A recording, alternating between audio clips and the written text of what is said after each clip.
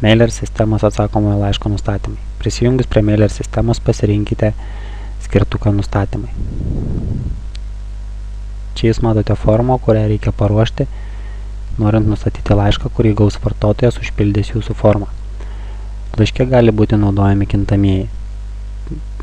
Tai yra vardas, pavardė, telefonas, elektroninis paštas ir taip toliau. Tai yra visi duomenys, kuriuos įves vartotojas pildydamas jūsų formą. Jeigu jūs tam tikroje laiško vietoje norite įdėti vardą, tai pasirinkate kintamąjį vardą. Pavyzdžiui, dabar ir norite įterpti vartotojo vardą, tai rašote vardas. Jūs turite atlikti šios žingsnius. Šiuo atveju užsiregistravęs Jonas gaus tokį sakinį. Dabar Jonas, jūs turite atlikti šios žingsnius.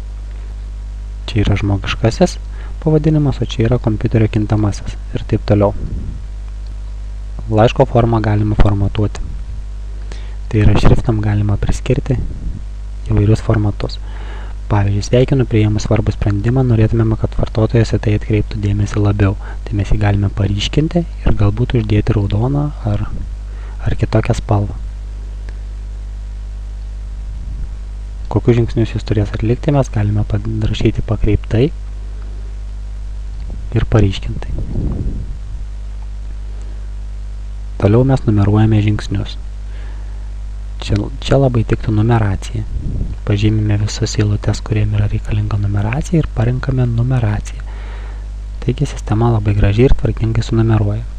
Prisiregistruoti EISIF sistemoje mes vartotoją turime nusiųsti į kitą tinklapį, todėl čia pravartu būti padaryti nuorodą, o ne tik užrašą, kuris turi nueiti.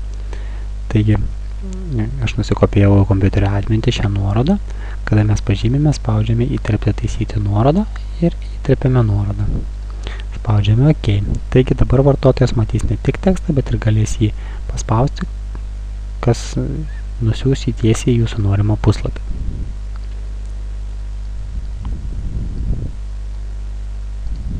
Dar uždedame šiek tiek formato, kad laiškas atrodytų gražiau. Taip pat siunčiamą atsakymo laišką mes galime įterpti ir grafinių vaizdų. Paveikslėlį, lentelę, liniją ir kažkokį tai specialų simbolį. Na, simbolius galite pasirinkti iš čia, kokius matote. Aš parodysiu pavyzdį, kaip įterpti paveikslėlį. Tarkime, viršuje mes norime įdėti banerį su atspindinti EISIF. Pirmą banerį nusiųsime iš kompiuterio į serverį. Pasirenkame iš kompiuterio, spaudžiame siųsti į serverį, vaizdas jau yra įkeltas. Štai matome paveikslėlio fragmentą, spaudžiame OK. Štai dabar laiškas bus net ir su grafiniu fragmentu. Na, laiškas kaip ir jau paruoštas, dabar dar reikia įrašyti parametrą nuorodą, į kurią bus nukreiptas vartotojas užsisakęs naujienas. Kada vartotojas užpildys formą ir paspaus mygtuką registruotis, naršyklė turi jį nusiųsti į tam tikrą puslapį. Jeigu jūs čia nieko neįrašysite, naršyklė jį nusiųs į Mailer Saviugdos mokykla LT puslapį, kur matysite padėkos tekstą. Ačiū, kad užsisakėte mūsų naujienlaiškį. Bet jūs galite įrašyti savo nuorodą, ką aš rekomenduoju rašyti EISIF nuorodą, registracijos nuorodą, pavyzdžiui, kaip mano Donatas. Tai reiškia, vartotojas jau bus iš karto paruoštas pirmam žingsniui. Visus parametrus suvedę, paspaudžiame mygtuką redaguoti tam, kad jie būtų išsaugoti. Štai mano laiškas išsaugotas.